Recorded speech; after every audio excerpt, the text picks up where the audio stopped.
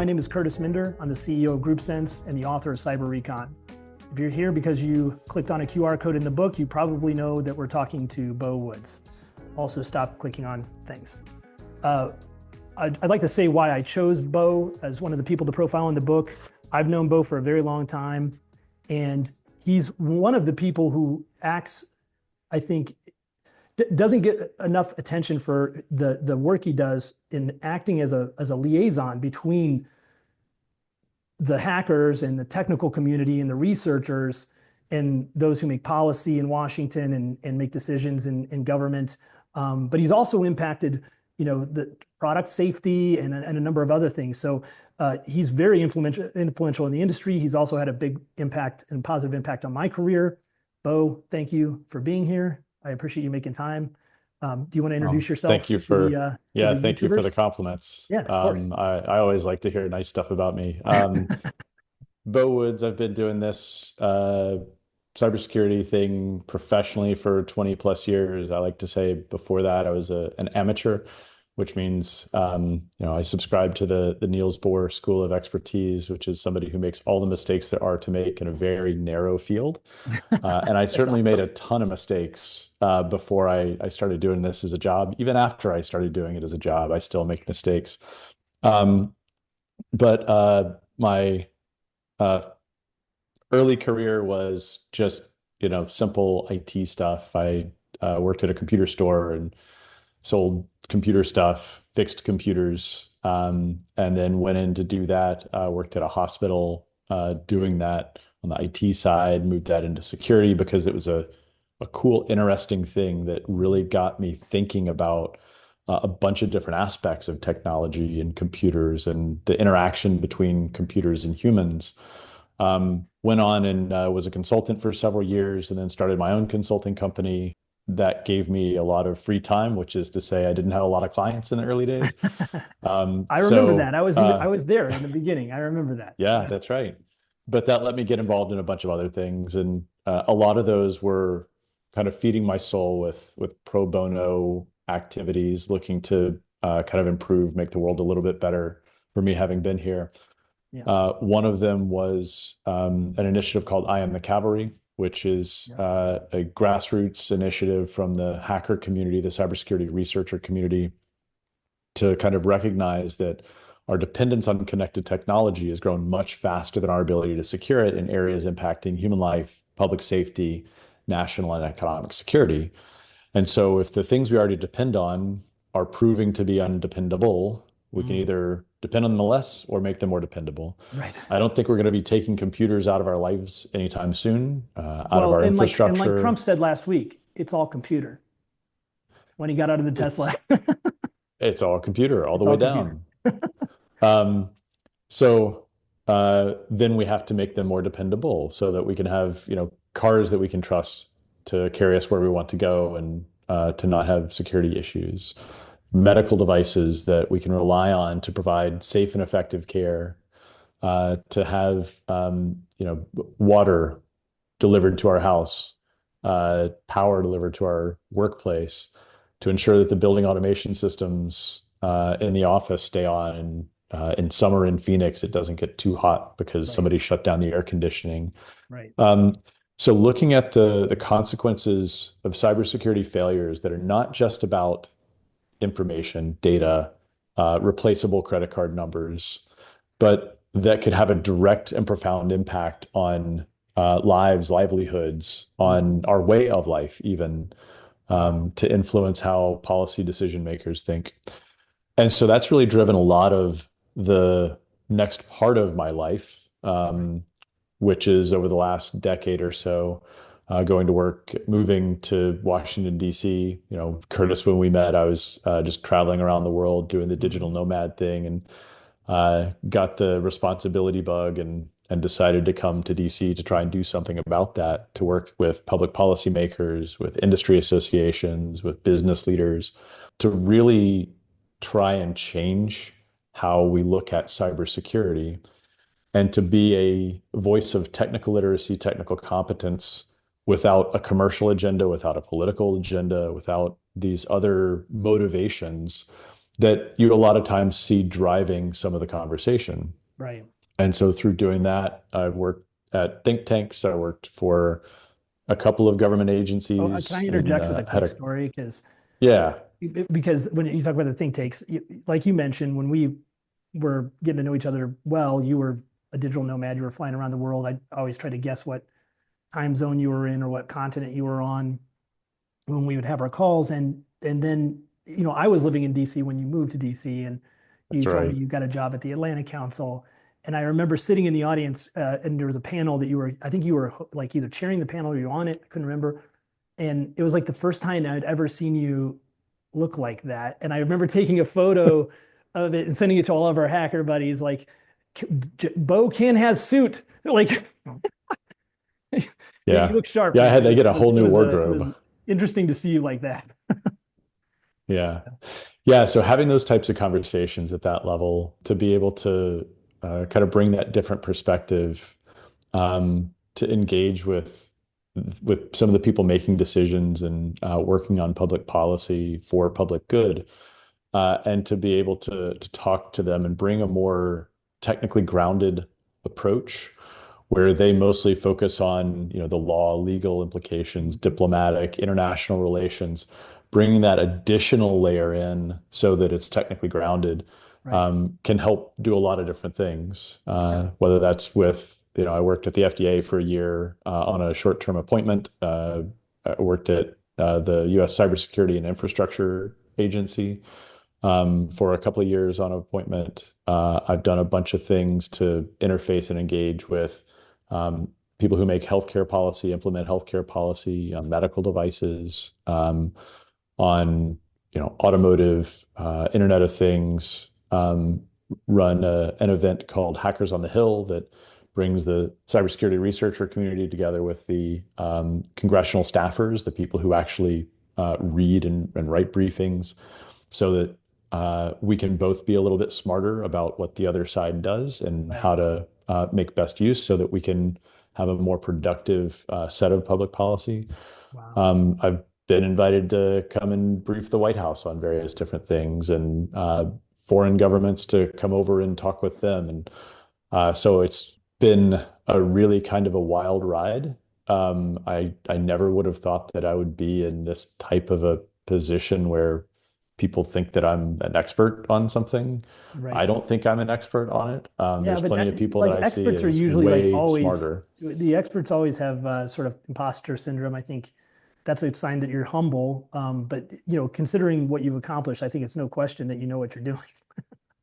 So Yeah. also I wanted to say, like, I've interviewed a bunch of people for this series, and there seems to be this common theme where they're driven to chase the cybersecurity for a reason, like something happened in their past, or in fact I just got I found a used hardback original copy of the Cuckoo's Egg.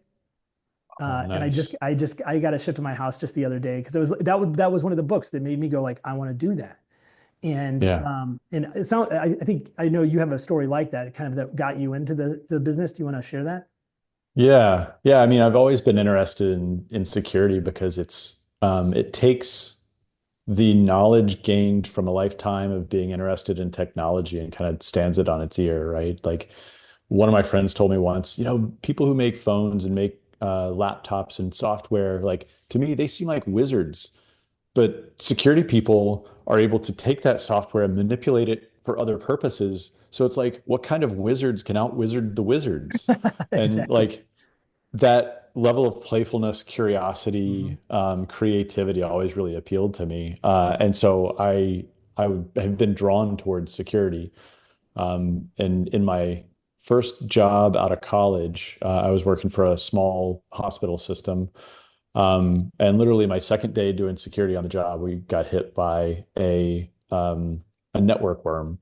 This is, pre-ransomware. This is the early to mid 2000s. And it was just looking to steal credit card numbers, to steal banking account information. It was But it broke shit, indiscriminate, didn't it?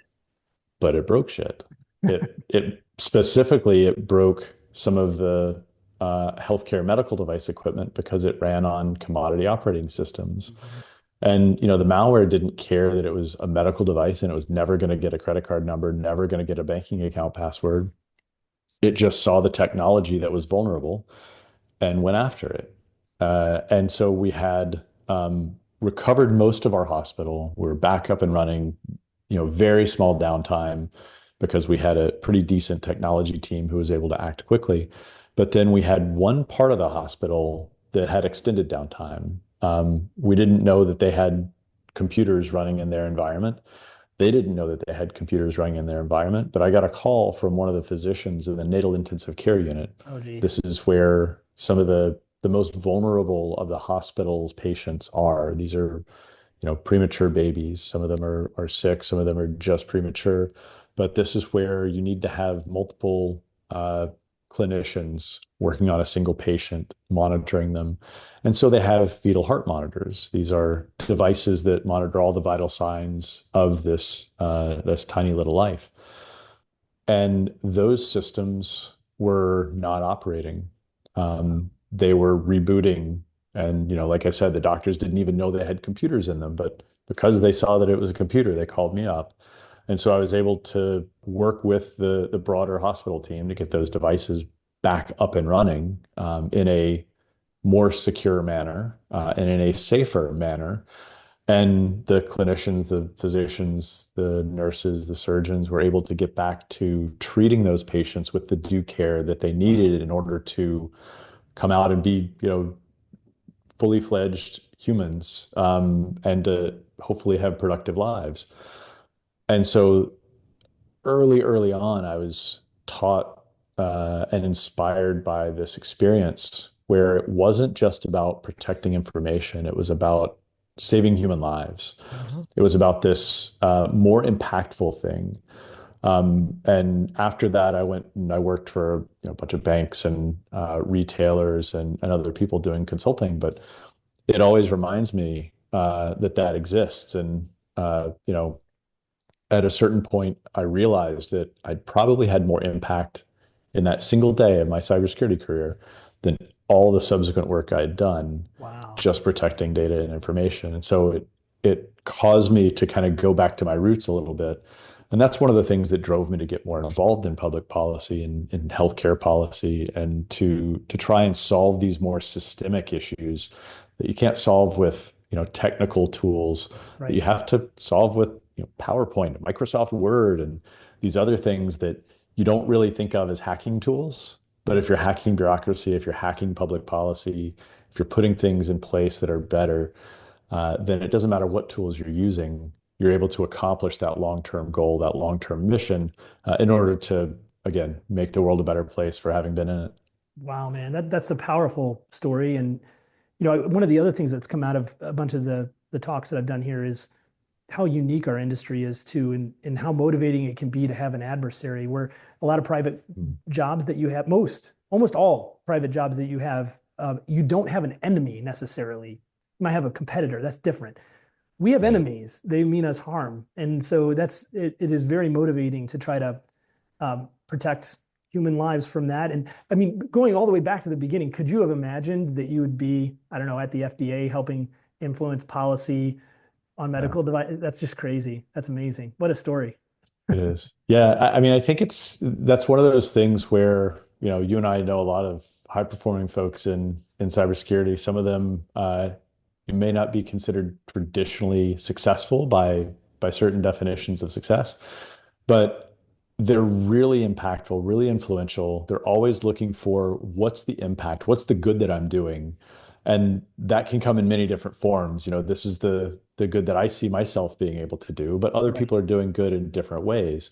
And just really folks that we look up to. So I'm glad you're doing this series, and I Oh, hope thanks. to watch some of the other videos and read the book. Yeah, yeah. And I know I always ask in these interviews, it seems silly to ask this of you now because I think I know the answer, but I ask the folks, kind of what motivates them, what's their mission. It sounds like I might already know the answer to that, but I don't want to prescribe it. But So I oftentimes talk about motivations of ethical security researchers and folks who do what we do because I think a lot of people um, on the outside just look and see one or two. oh, you want to make a lot of money. It's a great way to make a lot of money, or Mhm. you've got this thing that you want to do, and Or as without going, the interns in my early days at Group Sense used to say, cyber's really hot right now. cyber is really hot right Doesn't now. that make That's you go, right. ah, ah? Yeah, yeah. But certainly financial rewards are one motivation that some people have. I tend to class them in five different buckets, and I'll quickly go through them.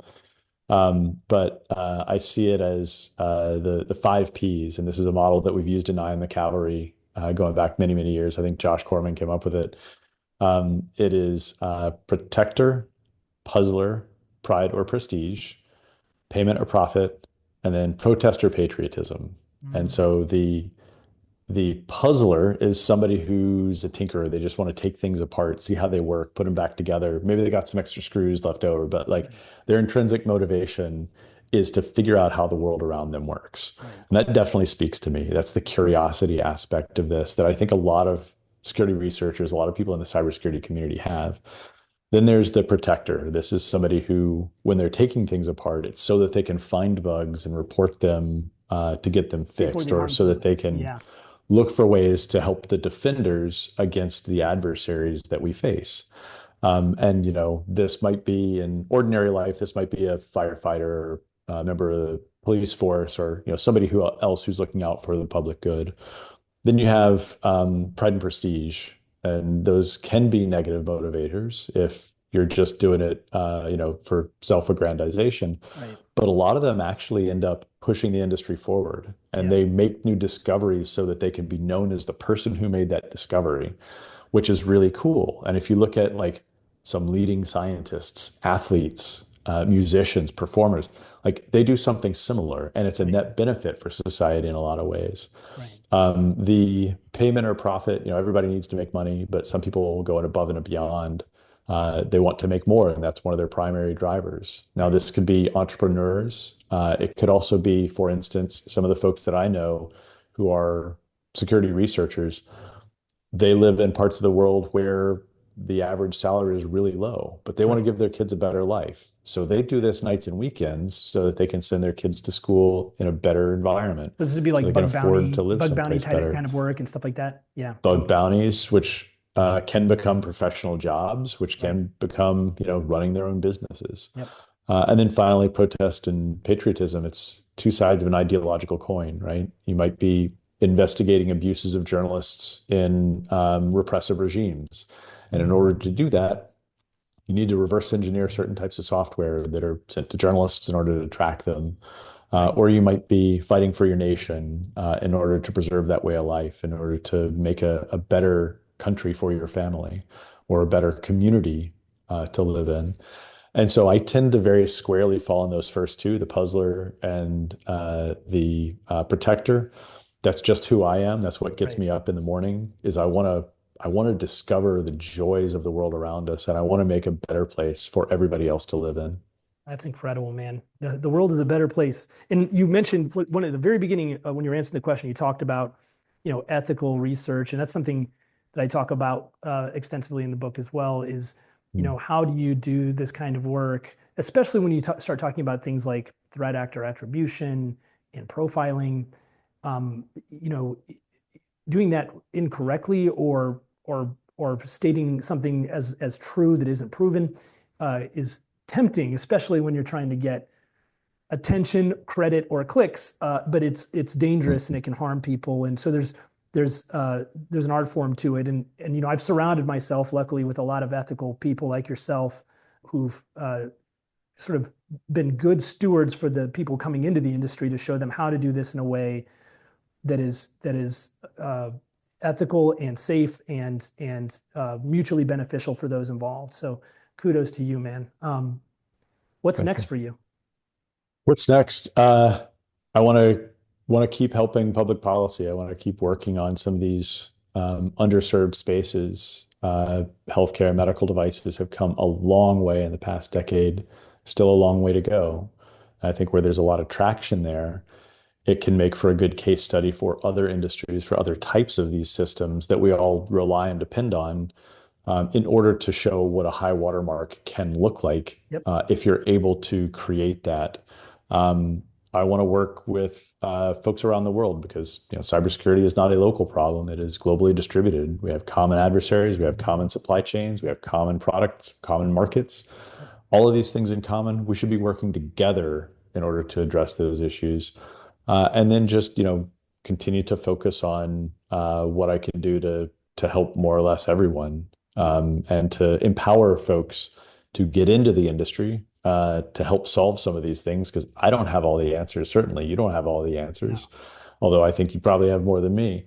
But we need more generations of people coming up who are thinking deeply about these types of issues, who can embed what we know and what they know into computer science curricula, into engineering curricula, into some of the things that make for more securable products, so that we don't have to have 100% of the liability and accountability end up falling on a lot of times the victims, who, even if through no fault of their own, they come to harm, they may not have recourse, or they may not be able to learn in the buying process how to procure something that is going to be more securable rather than less securable. That's a good point too. Those types of things are what I'm working on. Selecting your suppliers and products based on your ability to keep them secure. That's an interesting perspective. Wow. Yeah. Cool. Well, Beau, thank you very much for making time and allowing me to profile you in the book. I can't wait to come see you in DC again. For those of you who got to this YouTube video, other than clicking on the QR code in the book's called Cyber Recon. You can get it at Amazon, Barnes & Noble, your local bookstore. Thank you for coming. Beau, thank you very much.